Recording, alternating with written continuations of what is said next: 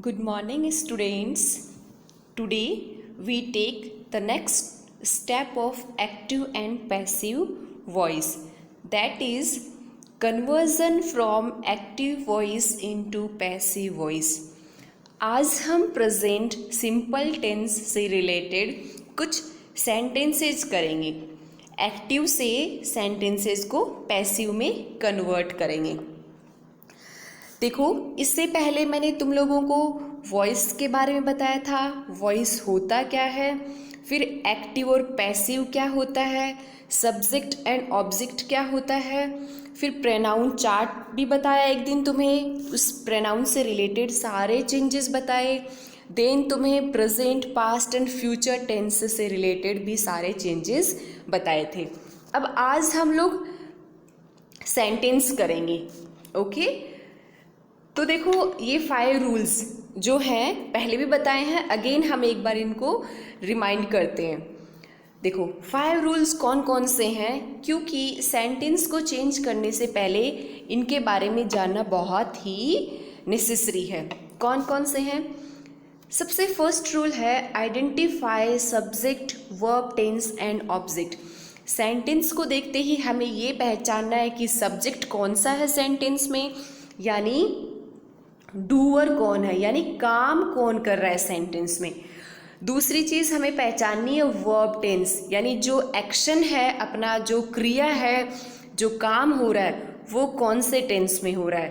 Third, object क्या है अपना, यानी उस काम का असर जिसके ऊपर पड़ रहा है वो ऑब्जेक्ट हो रहा है, ऑब्जेक्ट होता है, तो अपना ऑब्जेक्ट क्या है उस सेंटेंस में, ये पहचानना है। उसके बाद सेकंड रूल देखो, subject changes into object. Subject क्या बन जाता है? Object. Object changes into subject, और ऑब्जेक्ट क्या बन जाएगा? Subject. We always use past participle form of the verb in passive voice. हमेशा पैसिव वॉइस में मैन वर्ब की पास्ट पार्टिसिपल फॉर्म यूज करेंगे, यानी उसको हम वर्ब की थर्ड फॉर्म भी बोलते हैं। The fifth rule, we will always use by preposition. हमेशा बाय प्रेपोजिशन का यूज होगा ऑब्जेक्ट से पहले जब हम subject. Now see simple present tense. Simple present tense की मैंने तुम्हें आइडेंटिफिकेशन क्या बताई थी? वर्ब की फर्स्ट फॉर्म। देखो, एक चीज़ यहाँ ये ध्यान रखना कि वर्ब की जो फर्स्ट फॉर्म है ये प्लूरल सब्जेक्ट के साथ आएगी। ओके, और सिंगुलर सब्जेक्ट के साथ है ना।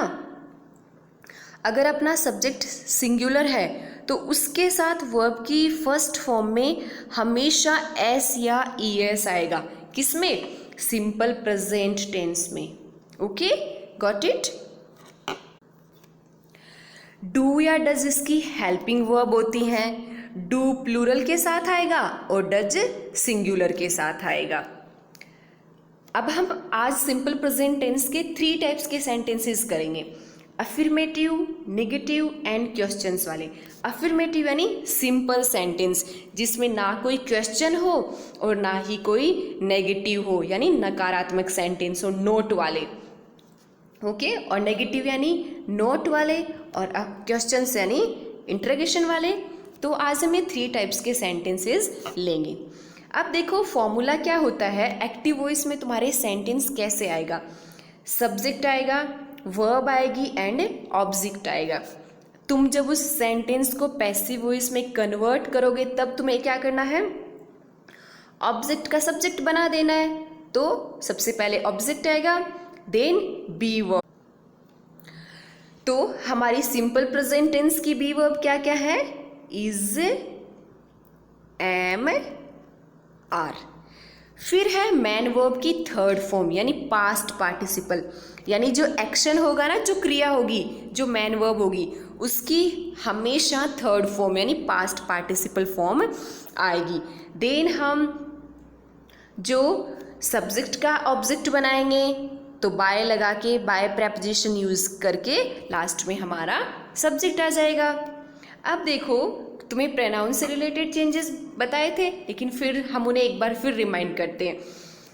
जब देखो आई होगा सब्जेक्टिव फॉर्म, तो मी क्या हो जाएगा ऑब्जेक्टिव फॉर्म, वी का अस, यू का यू ही रहेगा, शी का हर, ही का हिम, दे का देम, इट का इट ही रहता है, और कोई भी नेम हो यानी किसी का भी नाम हो तो नाम का नाम ही रहेगा।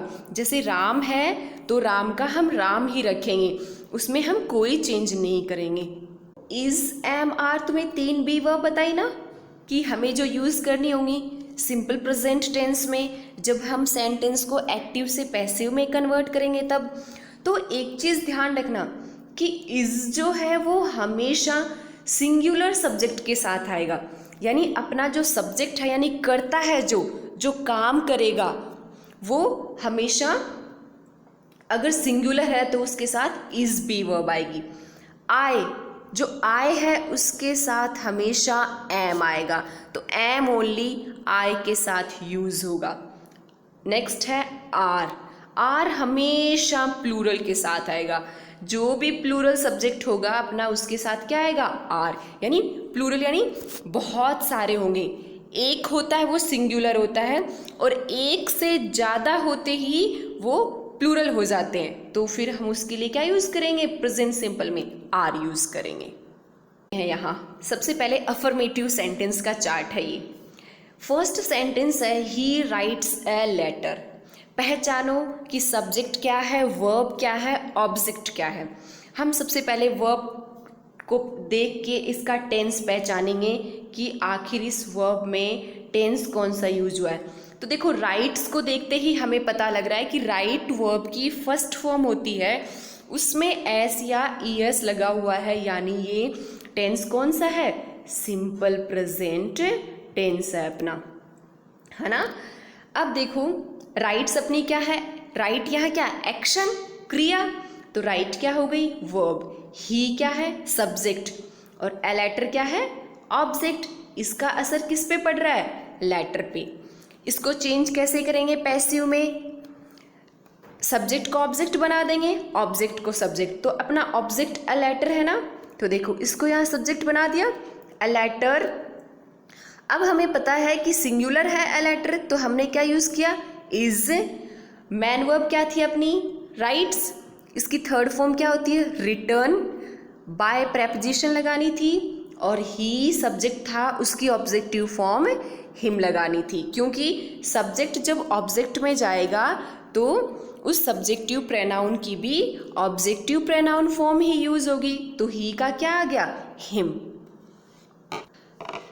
I teach you, teach verb है, आई सब्जेक्ट है, यू ऑब्जेक्ट है, तो देखो यू ऑब्जेक्ट को सब्जेक्ट बना लिया, यू प्लूरल है तो आर आया, एंड टीच की third form taught by preposition, और आई की objective form me. Got it.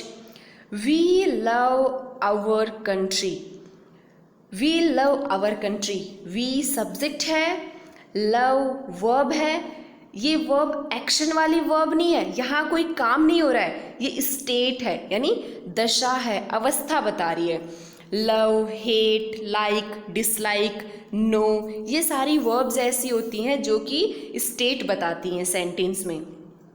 Our country again क्या हुआ ऑब्जेक्ट, तो देखो आवर कंट्री हमने क्या बनाया सब्जेक्ट, सिंगुलर था कंट्री तो इज, लव की थर्ड फॉर्म लव्ड। अब यहाँ देखो मैंने बाय अस नहीं लगाया, क्यों नहीं लगाया ये समझो, क्योंकि हमारी कंट्री है तो उसको हम ही प्यार करेंगे, सीधी सी बात है समझने वाली, है ना। तो देखो जो सब्जेक्ट नोन होते हैं, नोन यानी सबके लिए जो जान में होते हैं, यानी कई कई ऐसे सब्जेक्ट होते हैं जैसे people, somebody, nobody, they, we, police, ये सारे सब्जेक्ट ऐसे होते हैं जिनको हमें लिखने की एज ए ऑब्जेक्ट कोई ज़रूरत नहीं होती है, क्योंकि ये नोन होते हैं सबके लिए कि भाई अपनी कंट्री के लोग हैं तो अपनी कंट्री के लोग तो खुद ही प्यार करेंगे ना अपनी कंट्री को। जैसे मैं तुम्हें हिंदी में एक सेंटेंस बताऊं कि पुलिस ने चोर को पकड़ा, तो पुलिस ने पकड़ा ना चोर को, तो सीधी सी बात है चोर को तो पुलिस ही पकड़ती है, हम आम आदमी थोड़ी पकड़ते हैं। तो वहाँ हमें एज ए ऑब्जेक्ट जब हम सेंटेंस को एक्टिव से पैसिव में लेके जाएंगे तो लिखने की कोई नीड नहीं है, क्योंकि वो नोन है कि चोर जो है वो पुलिस ने ही पकड़ा है पक्का। नेक्स्ट हमारा सेंटेंस देखो, माई मदर कुक्स फूड। तो एक्शन क्या हो रही है, कुक करना, पकाना। फूड ऑब्जेक्ट है, माई मदर सब्जेक्ट। तो देखो फूड सिंगुलर है, इज आया, बी वर्ब, कुक की third form cooked, by preposition और माई मदर सब्जेक्ट का ऑब्जेक्ट हो गया। पीपल स्पीक इंग्लिश, स्पीक बोलना एक्शन है, इंग्लिश ऑब्जेक्ट हो गया, पीपल सब्जेक्ट। तो देखो इंग्लिश ऑब्जेक्ट को हमने सब्जेक्ट बना दिया, सिंगुलर है इंग्लिश, इज, स्पीक की पास्ट पार्टिसिपल फॉर्म स्पोकन। अब देखो अगेन वही फॉर्मूला यूज हो रहा है, यहाँ मैंने यहाँ बाय पीपल नहीं किया, क्यों? क्योंकि पता है कि लोग इंग्लिश बोलते हैं, कोई पशु तो बोलते नहीं है, कोई पक्षी बोलते नहीं है, इंसान ही बोलते हैं। तो यहाँ बाय करके पीपल लिखने का कोई भी मतलब नहीं था, यानी हम उसको ऑमिट कर देते हैं ऐसे ऑब्जेक्ट को, यानी हटा देते हैं सेंटेंस से, क्योंकि सबको पता होता है, वो नोन होता है सबके लिए कि लोग ही इंग्लिश बोलते हैं, कोई पशु या पक्षी नहीं बोलते हैं। शी विंस एवरी कॉम्पिटिशन, जीतना एक्शन है, विंस एवरी कॉम्पिटिशन ऑब्जेक्ट है, ऑब्जेक्ट को सब्जेक्ट बनाया, एवरी कॉम्पिटिशन सिंगुलर है, इज, विन की थर्ड फॉर्म वन और बाय हर, सॉरी ये ही नहीं है, ये हर है। अब हम करते हैं कुछ निगेटिव सेंटेंसेस, यानी नोट वाले, नकारात्मक। आई do not teach French, teach verb है, मैन वर्ब, डू क्या है, हेल्पिंग वर्ब, और नॉट यहाँ नेगेशन के लिए आया है, यानी नेगेटिव हमें सेंटेंस बनाना है तो हमने नॉट का यूज किया। I subject, French object. तो देखो फ्रेंच सिंगुलर है, इज आया, नोट अपनी जगह ही रहेगा हेल्पिंग वर्ब और मैन वर्ब के बीच में, टीच की third form taught, by preposition और आई की ऑब्जेक्टिव फॉर्म है मी। नेक्स्ट है she does not clean the window every day.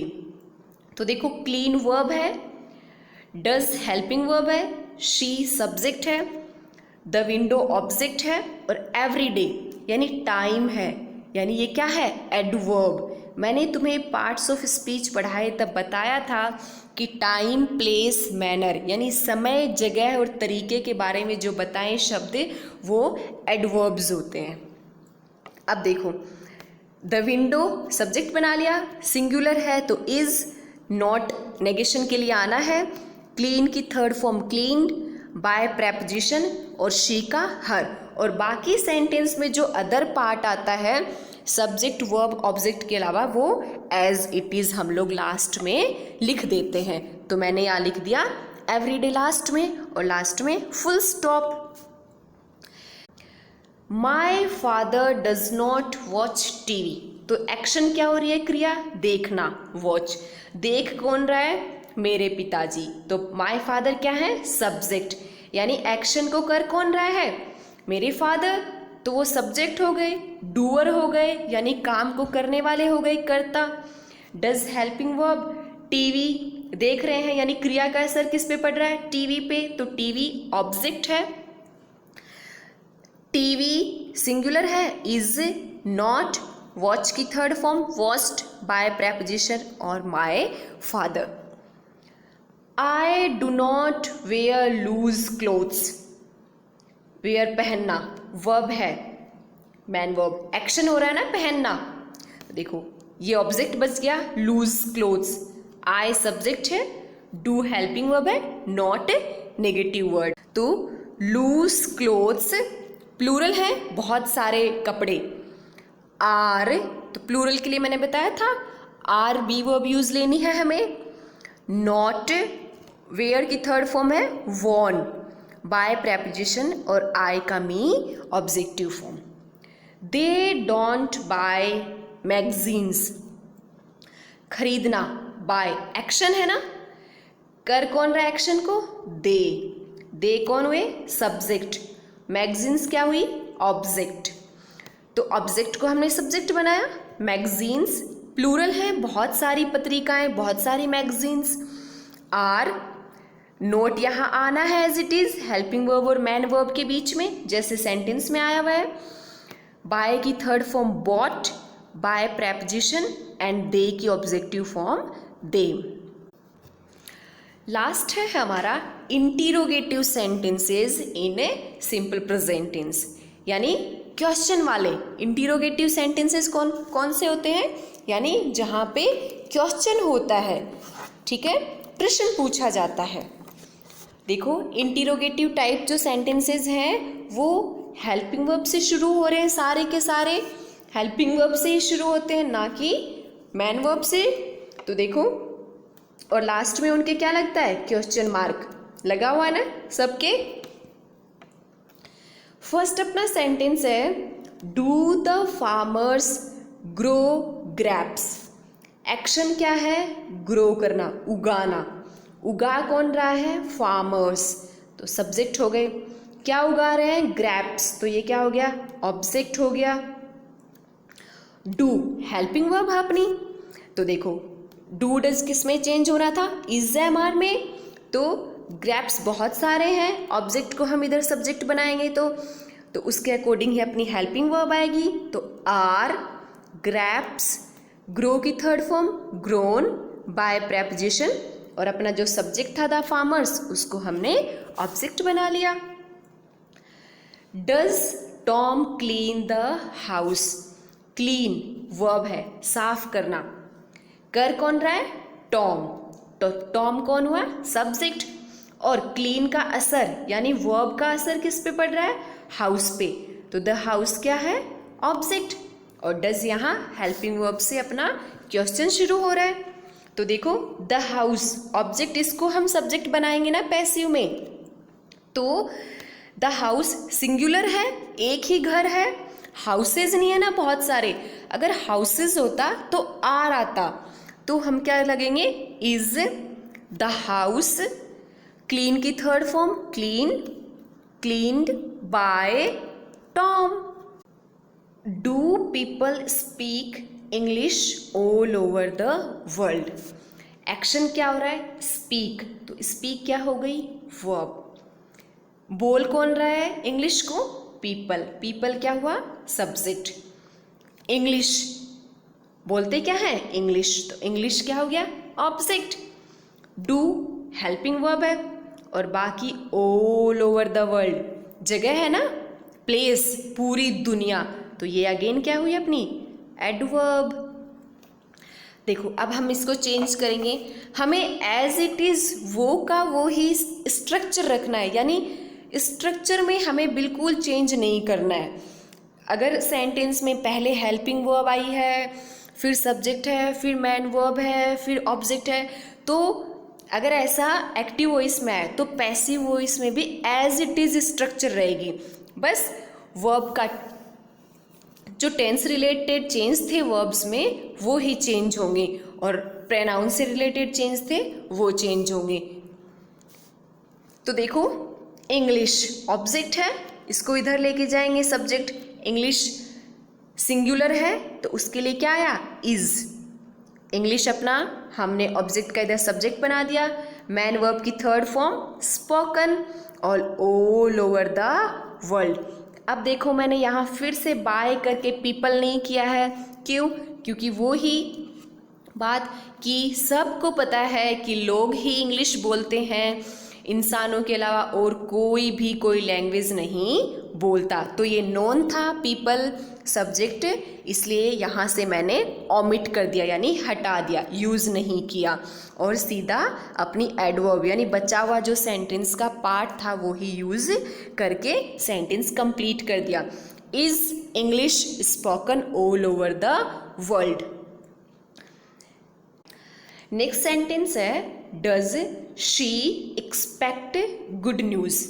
तो वर्ब क्या है अपनी, आशा करना, एक्सपेक्ट, आशा कौन कर रही है, शी, वह, तो वर्ब अपनी ये हो गई, शी अपना सब्जेक्ट हो गया और गुड न्यूज़ अपना ऑब्जेक्ट हो गया, और डज हेल्पिंग वर्ब हो गई। तो अब देखो गुड न्यूज़ सिंगुलर है, न्यूज़ जो है तुम ये मत सोचना कि जो न्यूज़ वर्ड है इसके आगे तो एस लगा है तो प्लूरल होना चाहिए, नहीं, न्यूज़ जो नाउन वर्ड है ये सिंगुलर होता है ना कि प्लूरल होता है। Got it? तो देखो इज, तो गुड न्यूज़ सिंगुलर हुआ तो इसके अकॉर्डिंग अपनी ये वर्ब लगेगी helping, is good news. Expect की थर्ड फॉर्म लगा दो, एक्सपेक्टेड बाय प्रेपोजिशन और शी का her objective form. Do you play chess?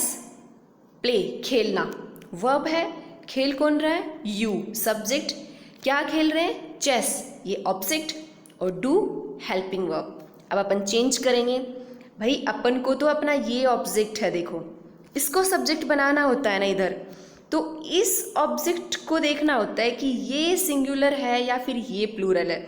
इसके अकॉर्डिंग ही हमें हमेशा पैसिव वॉइस में हेल्पिंग वर्ब यूज़ करनी होती है। तो देखो चेस गेम का नाम है, एक खेल का नाम है ना चेस, तो सिंगुलर है तो इसके अकॉर्डिंग हमने इसकी पहले हेल्पिंग वर्ब क्या लगाई? इज, फिर हमने ऑब्जेक्ट का सब्जेक्ट बनाया चेस, फिर मैन वर्ब प्ले, प्ले की थर्ड फॉर्म यानी past participle form played by preposition और यू का यू ही रहता है, सब्जेक्टिव फॉर्म भी यू होती है और ऑब्जेक्टिव फॉर्म भी यू ही होती है।